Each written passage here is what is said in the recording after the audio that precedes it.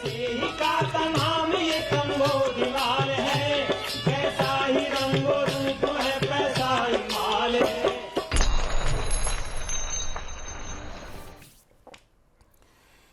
नमस्कार, मैं हूं शुभम शंखधार। आप देख रहे हैं मनी 9 मनी सेंट्रल के नए संस्करण में आपका स्वागत है। नई खबरें हैं, खबरों पर विश्लेषण के लिए मनी 9 के एडिटर अंशुमान तिवारी जी मेरे साथ हैं। सर, बहुत स्वागत है आपका।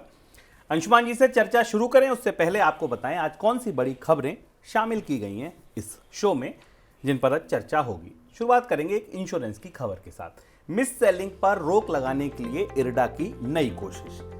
ये खबर ऐसी है कि आप 12 महीने 7 दिन कभी भी पढ़ सकते हैं, कभी भी सुन सकते हैं, क्योंकि मिस सेलिंग ना होना रुक रही है और ना इरडा की कोशिशें रुक रही हैं। नई कोशिश क्या है, कितनी कामयाब होगी, इस पर चर्चा करेंगे।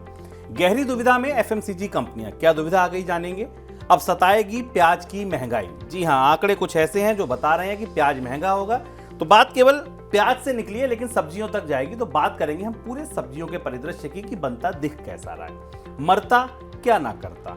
जैसी स्थिति में पेटीएम, दिन की सबसे बड़ी खबर। पेटीएम अब विकल्प तलाश रही है कि कैसे भी जिंदा रहा जा सके। क्या क्या चल रहा है पेटीएम के भीतर, ये जानेंगे विस्तार से। सरकार की पेशकश मानेंगे किसान आंदोलन चल रहा है। सरकार की पेशकश है, सरकार ने कहा है एमएसपी की गारंटी देंगे, 5 साल देंगे, 3 फसलों पर देंगे। 3 दालें होंगी, 2 और फसलें होंगी। इन 5 की गारंटी क्यों दी गई और ये गारंटी क्या मानेंगे किसान, क्या आगे का रास्ता निकलेगा, ये दिन की दूसरी बड़ी खबर। और जर्मनी की मंदी कितनी गहरी, एक और बड़ी अर्थव्यवस्था जो मंदी के दलदल में फंसने लगी है। ये दलदल कितना गहरा है, ये मंदी कितनी गहरी है, क्या असर होगा, क्यों मंदी आई, ये सब कुछ भी आप समझेंगे बड़ी खबर के बाद। फिर कुछ झटपट खबरें होंगी, वो भी काफी रोचक हैं, उनको भी सुनिएगा। इंश्योरेंस रेगुलेटर इरडा ने बीमा की मिस सेलिंग रोकने के लिए बड़ी पहल की है। रेगुलेटर ने 55 साल से अधिक की आयु वाले लोगों के लिए बनाई गई पॉलिसियों की जांच बढ़ाने का फैसला किया है। जांच की निगरानी के दायरे में स्वास्थ्य और जीवन बीमा दोनों तरह की योजनाएं आएंगी। बीमा की बिक्री में पारदर्शिता लाने के लिए रेगुलेटर वीडियो वेरिफिकेशन अनिवार्य करने के लिए भी बैंकों और डिस्ट्रीब्यूटर चैनल से बात कर रहा है। सर, ये बुजुर्गों को पहली बात तो क्यों टारगेट और ये किस तरीके की मिस सेलिंग है? शुभम, एक ताज़ा प्रसंग हम सुनाते हैं। एक व्यक्ति का, एक सज्जन थे जिनकी एज 55-60 साल थी। वो अपना कुछ पैसा बैंक में डिपॉजिट करने गए थे एफडी के तौर पर, और बैंक के एजेंट ने उनसे ये कहा कि आप एफडी का कुछ हिस्सा एफडी में करा दीजिए और बाकी के कि इंश्योरेंस पॉलिसी ले लीजिए। उन्हें उनकी वित्तीय साक्षरता की स्थिति ऐसी नहीं थी, हालांकि नौकरी पेशा व्यक्ति थे, पढ़े लिखे व्यक्ति थे और काम कर रहे थे, पर वित्तीय साक्षरता की चुनौती थी क्योंकि उनको पता नहीं था इंश्योरेंस प्रोडक्ट कैसे लिया जाता है, एफडी से इसका क्या रिश्ता है, बैंक एफडी दे रहा है और उनको इंश्योरेंस क्यों बेच रहा है। बेचारे प्रभाव में आकर अपनी एफडी का एक बड़ा हिस्सा इंश्योरेंस में दे आए। बाद में वो घूम घाम कर हमारे पास आए तो हमने उनको समझाया और फिर बैंक से बात की, और यही वो बात है जो इरडा के इस फैसले से निकलकर सामने आई है। इसमें सबसे बड़ी चुनौती है शुभम, जो बैंक हैं और जिनको जो कॉर्पोरेट एजेंट के तौर पर बीमा बेच रहे हैं, उन्होंने अब भारत में तमाम अधिक आयु वाले लोगों को जो अपने जीवन भर की सेविंग या किसी तरीके के पुराने भुगतानों को लेकर बैंक में जाते हैं और एफडी या बाकी व्यवस्थाएं करते हैं, उन्हें गलत ढंग से इंश्योरेंस प्रोडक्ट बेचने शुरू कर दिए हैं। और ये घटनाएं आपके आसपास कई जगह हो रही होंगी, खासतौर से पूर्वी भारत से इस तरीके की शिकायतें बहुत ज़्यादा आ रही हैं। और ऐसी स्थिति में इरडा ने यह कहा है कि इन प्रोडक्ट्स को बेचने के सारे फैसलों की जाँच और पड़ताल की जाएगी, खासतौर से कॉर्पोरेट एजेंट और बैंक्स के जरिए। और दूसरा ये कि ये प्रोडक्ट सही व्यक्ति को दिए भी जा रहे हैं, इसके बारे में भी अब वीडियो वेरिफिकेशन से ये पता चलेगा कि उनका वेरिफिकेशन सही हुआ कि नहीं हुआ। यानी ये एक और लेयर होगी वेरिफिकेशन की। एक तो नॉर्मल केवाईसी है, जिस व्यवस्था के तहत बैंक में जाकर आप एफडी को करते हैं और अपने केवाईसी को, नो योर कस्टमर डॉक्यूमेंट्स के जरिए अपने आप को एक्सेस कर लेते हैं। लेकिन इसके साथ इरडा ने यह भी कहा है कि जानना जरूरी है कि वो व्यक्ति कौन है जिसको ये प्रोडक्ट बेचा गया है, क्योंकि ऐसा भी संदेह है कि गलत लोगों को ये प्रोडक्ट बेचे जा रहे हैं जो इसके पात्र भी नहीं है। बीमा के क्षेत्र में पिछले 1-1.5 साल में इस तरीके की मिस सेलिंग, गलत तरह से पॉलिसी बेचना बड़ी चुनौती बन रही है। दिग्गज एफएमसीजी कंपनियों ने ऑनलाइन रिटेल चेन्स को अपने प्रोडक्ट की सप्लाई सीमित रखने का फैसला लिया है। एफएमसीजी कंपनियों ने यह फैसला अपने डिस्ट्रीब्यूटर्स के हितों को ध्यान में रखते हुए लिया है। इन कंपनियों की ऑफलाइन सेल में डिस्ट्रीब्यूटर्स का ही ज़्यादा योगदान होता है। ऐसे में ऑनलाइन सेल की वजह से उन पर मार ना पड़े, इसके लिए ऑनलाइन सेल कंपनियां ऐसा कर रही हैं, ऑनलाइन सेल को प्रभावित करने के लिए कंपनियां ऐसा कर रही हैं। लेकिन सर एफएमसीजी कंपनियों को क्या मतलब, उनका तो माल बिके, ऑफलाइन बिके या ऑनलाइन बने, ये दुविधा कैसी है? अब भारत का एफएमसीजी उद्योग उस क्लासिक दुविधा में फंस गया है जो आज से करीब करीब 50 या 60 साल पहले 70 साल पहले अमेरिका की एफएमसीजी कंपनियां झेल रही थी। अमेरिका में भी इसी तरीके से अनऑर्गेनाइज्ड रिटेल से ऑर्गेनाइज्ड रिटेल ने आना शुरू किया, संगठित रूप से रिटेल स्टोर खुलना शुरू हुए, और जो छोटे छोटे स्टोर थे जिनको मॉम एंड पॉप स्टोर कहा जाता है पश्चिम की ज़बान में, उनके के बजाय इन बड़े बायर्स को, इन बड़े सेलर्स को प्रोडक्ट बेचना शुरू किया गया भारत में और उसके बाद एक पूरी प्रक्रिया बदली, क्योंकि अब अगर आप एक एफएमसीजी कंपनी को देखें तो उसके पास दो बड़े चैनल हैं जिनके जरिए वो अपना प्रोडक्ट सेल करती है। एक तो वो छोटे डिस्ट्रीब्यूटर हैं जो किसी कस्बे में, शहर में बैठे और आसपास के ग्रामीण कस्बाई बाजारों को माल बेच रहे हैं, और एक दूसरा वो कोई डी मार्ट, कोई मोर या कोई जियो जैसी बड़ी कंपनी है जो एक जगह से बल्क में पूरे सारे स्टोर्स के लिए बाइंग कर रही है और थोक में सामान खरीद रही है और अपने स्टोर्स को सप्लाई कर रही है। ये तय बात है कि दोनों की डील्स में फ़र्क होगा, क्योंकि एक बल्क में ऑर्डर प्रोड्यूस कर रही है और उसको बेटर रेट्स मिल रहे हैं, दूसरी तरफ डिस्ट्रीब्यूटर्स हैं छोटे छोटे कस्बों में जिन्हें एफएमसीजी कंपनियों को अलग तरीके से कमीशन और बाकी चीज़ों में माल देना पड़ता है। अभी बड़ी दुविधा है क्योंकि भारत का बड़ा बाजार अभी भी असंगठित है। ब्रिटानिया, डाबर, पार्ले जैसी कंपनियों को अपने बड़ी संख्या में प्रोडक्ट्स को बेचने के लिए इन्हीं डिस्ट्रीब्यूटर्स पर निर्भर रहना पड़ता है जो छोटे छोटे कस्बों में लेकर जाते हैं। और इसलिए इस दुविधा के बीच ये कहा है, कंपनियों की तरफ से इशारा किया गया है कि फिलहाल वो जो B2B बिजनेस है जिसमें कि वो बल्क में बेचती हैं उस पर थोड़ा सा लगाम लगाएंगी, जिससे कि जो डिस्ट्रीब्यूटर्स हैं उन्हें किसी तरीके का भेदभाव या उन्हें किसी तरीके का नेग्लेक्ट फील ना हो। सप्लाई में कमी की वजह से माह शुरू होते ही प्याज की कीमतों में उछाल आने की आशंका जताई जा रही है। इस साल रबी प्याज के उत्पादन में करीब 30% गिरावट का अंदाजा है। इस वजह से मार्च से सप्लाई प्रभावित होगी और इसकी वजह से कीमतों में बढ़ोतरी हो सकती है। रविवार को ही सरकार ने प्याज के निर्यात में कुछ ढील दी है। देखिए, इधर ढील दी, उधर आंकड़ा आ गया कि भैया उत्पादन घट रहा है। उस ढील के तुरंत बाद सोमवार को कृषि उपज मंडियों में भाव करीब 40% तक बढ़ गया।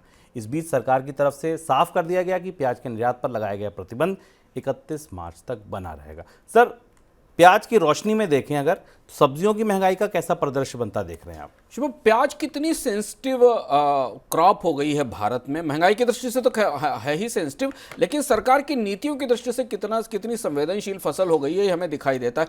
24 घंटे के अंदर प्याज के बाजार में पूरी तस्वीर बदल गई। रिटेल मार्केट में प्राइसेस 60 रुपए से ऊपर चले गए, थोक मार्केट में 40 रुपए से ऊपर चले गए, और जबकि सरकार ने पूरा निर्यात नहीं खोला था। सरकार ने लिमिटेड लेवल पर कुछ जगह निर्यात खोलने की बात कही थी और उसी पर पूरा प्याज का बाजार बिगड़ गया और फिर सरकार को कहना पड़ा कि निर्यात बंद रहेगा, खोला नहीं जाएगा। हम आपको बताते रहे इससे पहले भी मनी सेंट्रल में कि इस साल रबी के मौसम में प्याज की जो आउटपुट है, जो उत्पादन में है, उसमें जो गिरावट की संभावना है, उसे देखते हुए इस साल प्याज की महंगाई, सब्जियों की महंगाई का सबसे महत्वपूर्ण और सबसे बड़ी दरार रहेगी महंगाई में, और प्याज की महंगाई को रोक पाना फिलहाल संभव नहीं है। निर्यात की दृष्टि से भी, निर्यात रोकने के बाद भी जितनी पैदावार में कमी है उसका असर तो हमें कीमतों पर दिखाई ही देगा। तो इसलिए अगले महीने में खाद्य महंगाई में अगर सब्जियों की महंगाई वापसी करती दिखे तो आप चौंकिएगा नहीं।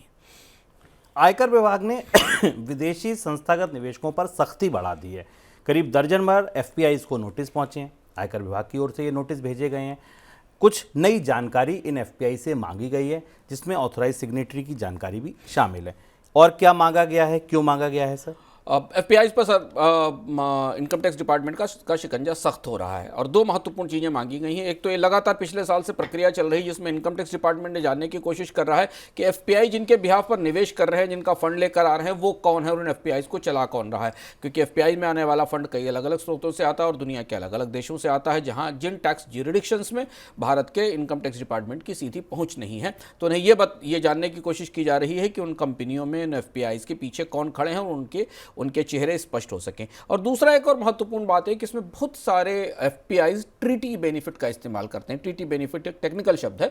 आमतौर पर भारत की जो संधियां दुनिया के देशों के साथ निवेश को प्रोत्साहन को लेकर की जाती हैं, जिनमें उन्हें टैक्स में रियायतें और स्पेशल सुविधाएं मिलती हैं, उन बेनिफिट्स का फायदा लेने के लिए एफपीआईज उनके जरिए भारत में निवेश करते हैं। और यह माना जा रहा है इनकम टैक्स डिपार्टमेंट की तरफ से कि बहुत सारे एफपीआईज इन संधियों का लाभ ले रहे हैं पर उसे डिक्लेयर नहीं कर रहे हैं और नहीं बता रहे हैं कि उनको टैक्स में कितनी बचत हो रही है। तो अब पहली बार ये भी मांगा गया है कि ट्रीटी बेनिफिट्स के बारे में भी स्पष्ट रूप से बताया जाए। तो ट्रीटी बेनिफिट्स वाले एफपीआई कहाँ हो सकते हैं? वो सिंगापुर से आ सकते हैं, वो मॉरिशस से आ रहे होंगे, या कुछ और यूरोप के देशों से आ रहे होंगे जहां से भारत को द्विपक्षीय निवेश के प्रोत्साहन की संधियां हैं और टैक्स में रियायतें मिलती हैं। तमिलनाडु ने राज्य में के भारी घाटे के लिए केंद्र को जिम्मेदार ठहराया। 2024-25 के लिए तमिलनाडु के बजट में राजस्व घाटा 9.7% बढ़ गया है। साथ ही राजकोषीय घाटे में भी 15% से ज़्यादा की बढ़ोतरी का अनुमान है। इसके अलावा तमिलनाडु के वित्त मंत्री थंगम ने चेन्नई मेट्रो प्रोजेक्ट के लिए वित्त पोषण में देरी का ठीकरा भी केंद्र सरकार के सर फोड़ा है। कितनी गहरी क्राइसिस है ये तमिलनाडु की सर? तमिलनाडु की वित्तीय स्थिति दबाव में है, कर्ज काफ़ी बढ़ा हुआ है क्योंकि सरकार के पास राजस्व सीमित है। दक्षिण भारत से केंद्र सरकार पर, दक्षिण भारत के राज्यों की तरफ से केंद्र सरकार की तरफ फंड मिलने में या केंद्र सरकार से मदद मिलने में भेदभाव के आरोप अब ज़्यादा बड़े और गहरे होने लगे हैं। इस साल तमिलनाडु की सरकार ने जो अपना बजट पेश किया है उसमें करीब 1,55,000 करोड़ रुपए की बारोइंग का लक्ष्य रखा गया। इतना कर्ज उनको उठाना पड़ेगा। पेंशन का बिल बढ़ा हुआ है, रेवेन्यूज़ दबाव में है। धीमे धीमे तमिलनाडु को अगर हम टेस्ट केस माने, जबकि तमिलनाडु एक ऐसा राज्य है जो आमतौर पर उत्तर भारत की किसी राज्य की तुलना में ज़्यादा समृद्ध और बेहतर है, क्योंकि वहाँ औद्योगिक क्षमताएं हैं, टैक्सेशन है और वहाँ से पूरे देश में सामान जाता है। लेकिन जीएसटी का कंपेंसेशन खत्म होने के 1-2 साल बाद, जैसा हमने इससे पहले भी चर्चाओं में कहा था, कि अब भारत के राज्य सरकारों की वित्तीय हालात की परीक्षा शुरू हो रही है 2 वजह से। एक तो जीएसटी का असर खत्म हो चुका है और अब राज्य सरकारों को अपने राजस्व अपने तरीके से जुटाने हैं, केंद्र से कोई सहायता नहीं मिलने वाली है। और दूसरा, उन्होंने जो कोविड के दौरान महंगे कर्ज लिए थे उनके भुगतान और उनको चुकाने का अवसर आ रहा है और उन्हें उसकी देनदारी चुकानी है। और तीसरी बात ये कि वो अब ऐसे साइकिल में है जहां ब्याज दरें अभी फिलहाल लंबे समय तक ऊंची रहने वाली हैं। तो यहां से 2024 से लेकर अगले 2-3 साल तक हमें राज्य सरकारों की अर्थव्यवस्थाओं के बारे में करीब से देखना होगा कि कौन सा राज्य इस स्थिति में अपनी वित्तीय स्थिति के साथ कैसे सर्वाइव करता है। हालांकि केंद्र सरकार की तरफ से यह भी कहा गया है कि चुनाव के बाद वो राज्य सरकारों के लिए कर्ज की एक और सुविधा बढ़ाने की कोशिश करेगी। वित्त आयोग बन चुका है, उसकी रोशनी में हमें देखना होगा कि वो क्या सिफारिशें करता है। आगे बढ़ते हैं सबसे बड़ी खबर की तरफ।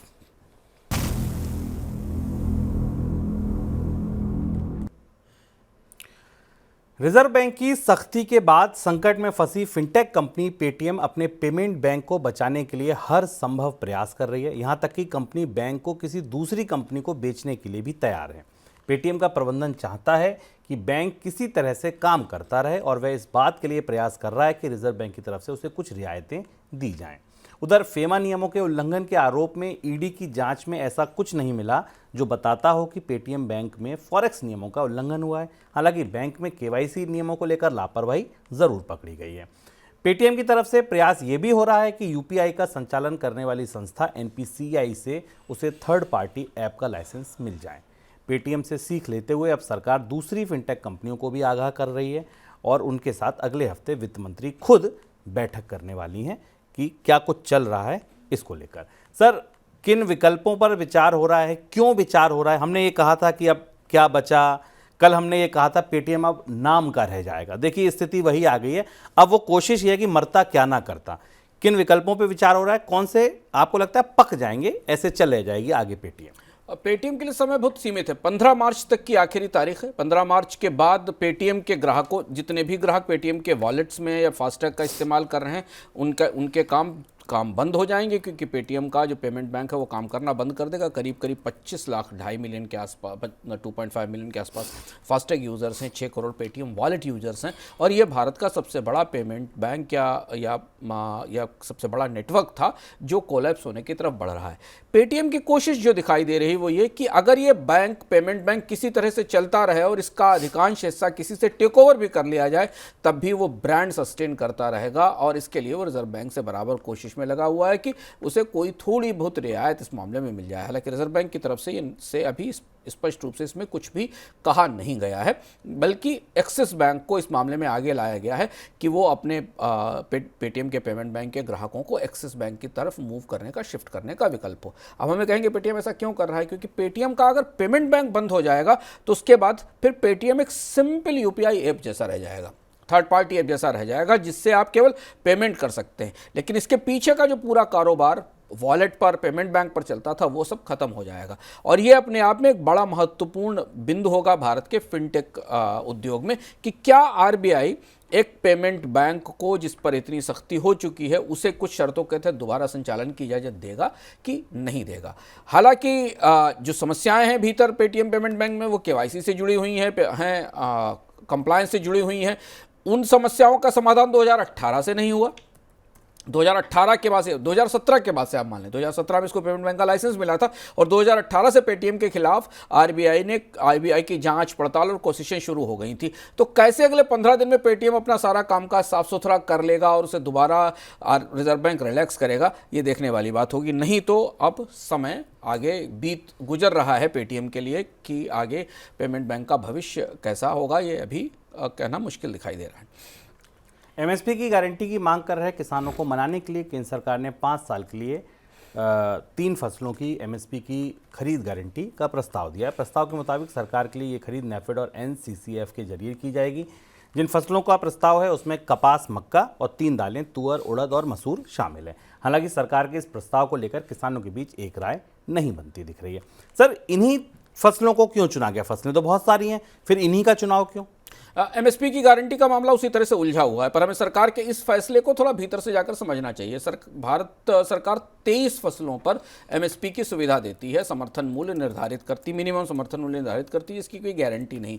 जो फसलें चुनी गई हैं उनमें दालें हैं, मक्का है और कॉटन है। सरकार की तरफ से जो प्रस्ताव दिया गया वो प्रस्ताव स्वाभाविक रूप से गेहूं और धान के लिए नहीं है, जबकि एमएसपी की मांग, गारंटी की मांग या एमएसपी के प्रोटेक्शन की मांग तो गेहूं और धान के लिए सबसे ज़्यादा की जा रही है, क्योंकि वो सबसे बड़ी फसलें और उसमें सबसे ज़्यादा किसान उसको उगाते हैं। अब सरकार ऐसा क्यों कर रही है? उसकी वजह यह कि ये जो फसलें हैं, इन फसलों में आयात पर निर्भरता भारत की ज़्यादा है, खासतौर से दालों के मामले में। तो दालों के मामले में सरकार सुविधाजनक स्थिति में, उसे पता है कि भारत में सीमित रूप से दालें पैदा होती, तो इतने दालों को 5 साल तक खरीदने की गारंटी दी जा सकती है, जो कि नेफेड के जरिए, एनसीसीएफ के जरिए खरीदी जा सकती हैं, और इससे किसानों को दाल बेचने में समस्या नहीं होगी। हालांकि दाल का बाजार आमतौर पर एमएसपी से ऊपर ही रहता है। भारत में दाल की कीमतें हमेशा समर्थन मूल्य से ऊपर रहती हैं, क्योंकि शॉर्टेजेस का बाजार है, लेकिन फिर भी कभी कभी सीजन में के दौरान दाल की कीमतें बाजार में नीचे आती हैं और किसानों को नुकसान उठाना पड़ता है। खासतौर से मध्य प्रदेश और मध्य भारत में ऐसी शिकायतें आती रहती हैं। इसके अलावा जो दूसरा हिस्सा है वो मक्के का और कॉटन का है। कॉटन छोटी फसल है और कैश क्रॉप है, और कॉटन की सरकार आसानी से गारंटी दे सकती है, क्योंकि इसके एक्सपोर्ट की संभावना है। अगर भारत में अतिरिक्त कॉटन पैदा भी होगा तो उसे आसानी से दुनिया में बेचा जा सकेगा। अब तीसरी फसल सुनिए, मेज को शामिल करना थोड़ा दिलचस्प था। इसमें वो इसलिए शामिल किया गया कि सरकार ये चाहती है कि मक्के के उत्पादन में भारत में बढ़ोतरी हो, जिससे कि एथेनॉल के लिए गन्ने के इस्तेमाल की जगह मक्के का इस्तेमाल शुरू हो सके, जो कि दुनिया में हो रहा है। तो ये जो पूरी सोच गई इस चर्चा के लिए, वो इन 3 प्रस्तावों के साथ गई, जहां एक कहा गया कि मिनिमम सपोर्ट प्राइस पर 5 साल की बाइंग का कॉन्ट्रैक्ट सरकार की तरफ से किसानों के साथ किया जा सकता है। जैसी सूचना आ रही है, किसानों ने इसको नहीं स्वीकार किया है, क्योंकि उनकी जो सबसे प्रमुख जीविका आधारित फसलें हैं, जिनमें अधिकांश इनकम उनकी जुड़ी हुई है भारत में, वो गेहूं और धान है, जिस पर कोई सहमति नहीं बनी है, और सरकार की तरफ से भी ऐसी किसी कॉन्ट्रैक्ट की पेशकश गेहूं और धान के मामले में नहीं की गई। गेहूं और धान के मामले में मोटी मोटी बात यह है कि दोनों ही फसलों का करीब 40 से 50% हिस्सा सरकार एमएसपी पर खरीदती है। जितना भी प्रोडक्शन होता है उसका 40 से 50% हिस्सा सरकार किसानों से एमएसपी पर खरीदती है। प्रतिक्रिया क्या है फिर किसानों की? किसानों की तरफ से जो अभी तक पता चला है कि उसे स्वीकार नहीं किया गया, और किसानों का मार्च दिल्ली की तरफ अब शुरू होने वाला है। अब सरकार की दुविधा सबसे बड़ी, कई तरीके की दुविधा है इस पूरे मामले में, चूंकि पिछले 3-4 साल में, 5 साल में भारत में एमएसपी को लेकर सरकार के अलग अलग नीतियों में कई तरीके के अंतर्विरोध दिखाई दिए हैं। तो भी कहना स्पष्ट नहीं है कि आगे अगले स्तर तक क्या सरकार इन 2 फसलों को भी इस 5 साल के कॉन्ट्रैक्ट व्यवस्था में शामिल करेगी कि नहीं करेगी। लेकिन फिलहाल ये प्रस्ताव सरकार के पास पहले से तैयार था और इन फसलों को उसे सामने रख दिया गया है। अब देखते हैं कि वार्ताओं का अगला दौर कब शुरू होता है, और तब स्थिति स्पष्ट होगी। जापान और यूके के बाद अब यूरोप की बड़ी अर्थव्यवस्था जर्मनी को भी मंदी में जाने की आशंका बन रही है। खुद जर्मनी के सेंट्रल बैंक ने ये चेतावनी जारी की है। जर्मनी में औद्योगिक उत्पादन घटा है, जिस वजह से अर्थव्यवस्था के मंदी में जाने की आशंका जताई जा रही है। 2022 में यूक्रेन पर रूस के हमले के बाद से जर्मनी की अर्थव्यवस्था लगातार संकट में है। युद्ध की वजह से जर्मनी में महंगाई चरम पर है। सर, ये खतरा मंदी का जो है कितना गहरा है? जर्मनी में महंगाई करीब करीब 3% के आसपास, 2.9% के आसपास लगातार दूसरी तिमाही थी जब जर्मनी में उत्पादन का कॉन्ट्रैक्शन हुआ। और तकनीकी आधार पर, अगर क्लासिकल आधार पर माने तो जर्मनी की अर्थव्यवस्था अब महंगाई मंदी में तो गई नहीं, लेकिन मंदी की दहलीज तक आकर खड़ी हो गई, उसके नीचे जा सकती। यूरोप की ज़्यादातर अर्थव्यवस्थाओं में मंदी का खतरा बनता दिखाई दे रहा है। वजह वही है क्योंकि पिछले 2 साल से कोविड के बाद की जो महंगाई थी उसने अंततः कर महंगाई ने रिसेशन की तरफ लाना शुरू कर दिया। पिछले साल अपनी तमाम चर्चाओं में, अलग अलग चर्चाओं में, इकोनॉमिकम में हमने विस्तार से आपको बताया था कि पहली तिमाही पार होते होते दुनिया की कई अर्थव्यवस्थाओं से मंदी की खबरें आने लगेंगी। और देखिए वो खबरें हमारे सामने आना शुरू हो गई हैं। अमेरिका, अब जर्मनी के बैंक और यूरोप के बैंकों की सबसे बड़ी दुविधा यह है कि महंगाई तो अभी तप रही है, सर पर खड़ी हुई है। ऐसी स्थिति में ब्याज दरों में कमी की कोई गुंजाइश नहीं दिखाई देती, और जब तक ब्याज दरें कम नहीं होंगी तब तक अर्थव्यवस्था को वापस पटरी पर लाने का विटामिन नहीं मिलेगा। यही स्थिति अमेरिका की अर्थव्यवस्था को लेकर। आपको चौंकाने वाली भविष्यवाणी अमेरिका की तरफ से भी आ रही है कि माना जा रहा है कि इस साल अमेरिका की अर्थव्यवस्था में भी एक छोटा मोटा स्लो डाउन या मंदी की संभावना बनती दिखाई दे रही है। चीन की अर्थव्यवस्था वैसे ही 5% से नीचे की ढलान पर है। आगे बढ़ते हैं झटपट खबरों की तरफ।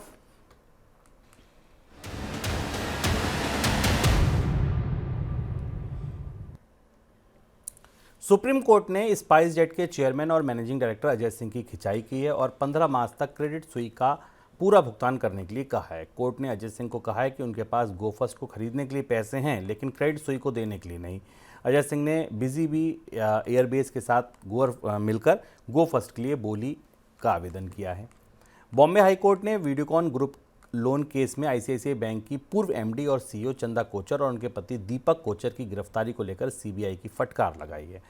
अदालत ने कहा है कि सीबीआई ने अपनी शक्तियों का दुरुपयोग करके ये गिरफ्तारी की है और कानून का पालन नहीं किया है। इससे पहले 6 फरवरी को बॉम्बे हाई कोर्ट की डिवीजन बेंच ने कोचर दंपतियों की गिरफ्तारी को अवैध करार दिया था। हाई कोर्ट ने कहा था कि सीबीआई इस मामले में सबूत पेश करने में नाकाम रही। इसके साथ ही बॉम्बे हाई कोर्ट ने कोचर दंपति की अंतरिम जमानत को जारी रखा है। वर्लपूल के प्रमोटर अपनी भारतीय सहायक कंपनी में 24% हिस्सेदारी बेच सकते हैं। वर्लपूल ऑफ इंडिया लिमिटेड के विदेशी प्रमोटर वर्लपूल कॉरपोरेशन अपना बोझ कम करने और वित्तीय स्थिति में सुधार करने के लिए ब्लॉक डील के माध्यम से 24% हिस्सेदारी बेच सकते हैं। ये लेन देन करीब $450 मिलियन का होने की उम्मीद है। वर्लपूल 1230 रुपये प्रति शेयर पर अपनी हिस्सेदारी बेचने की योजना बना रहा है, जो सोमवार को कीमत के हिसाब से 7.5% कम है। ये लेन देन बुधवार तक अंतिम रूप ले लेगा, ऐसी उम्मीद जताई जा रही है। डीप फेक और आर्टिफिशियल इंटेलिजेंस के इस्तेमाल से बनाई जाने वाली भ्रामक जानकारी के प्रसार को रोकने के लिए व्हाट्सएप का संचालन करने वाली कंपनी मेटा ने मिस इन्फॉर्मेशन कॉम्बैट अलायंस के साथ मिलकर एक हेल्पलाइन शुरू की है। ये हेल्पलाइन व्हाट्सएप पर फैक्ट चेक के तौर पर काम करेगी। इसका मकसद डीप फेक और एआई से बनने वाला जो भ्रामक कंटेंट है उससे निपटना है। कोई टिप्पणी आपकी? ये सबसे महत्वपूर्ण पहले डीप फेक को लेकर पहली बार किसी कंपनी ने संगठित रूप से एक ऐसी व्यवस्था सामने रखी है जहां जाकर डीप फेक को रोका जा सकता है। ये प्रक्रिया किस तरह से काम करेगी? मेटा एक हेल्पलाइन बना रही है व्हाट्सएप के जरिए। उस हेल्पलाइन पर अगर आपके पास कोई डीप फेक मैसेज है जो लगता है कि डीप फेक क्रिएट किया गया, तो आप उस पर भेज सकते हैं। मेटा का सिस्टम या मेटा की टीम इसे फैक्ट चेकर्स के साथ, इंडस्ट्री में जो बाकी पार्टनर्स हैं और डिजिटल लैब्स हैं उनके साथ इसे चेक करेगी और ये निर्धारित करेगी कि इस कंटेंट की ऑथेंटिसिटी क्या है। पिछले 5-6 महीनों में डीफेक को लेकर तमाम अलग अलग मामले आने के बाद अब कंपनियों ने धीमे धीमे आगे बढ़कर अपनी तरफ से पहल करनी शुरू कर दी है। कितने नतीजे इससे आएंगे, डीफेक कितना रुकेगा, अगले 5-6 महीने में हमें इसकी तस्वीर दिखाई देगी। पर मेटा ने पहली बार इस तरीके की सेवा डीफेक चेक करने के लिए लॉन्च कर दी है। ये था हमारा आज का मनी सेंट्रल। शुक्रिया आपका देखने के लिए। कल फिर आएंगे। अपने सुझाव सवाल भेजिए। कल फिर मुलाकात होगी। नमस्कार। ऐसे ही का नाम ये कंबोज लाल है, कैसा ही रंगो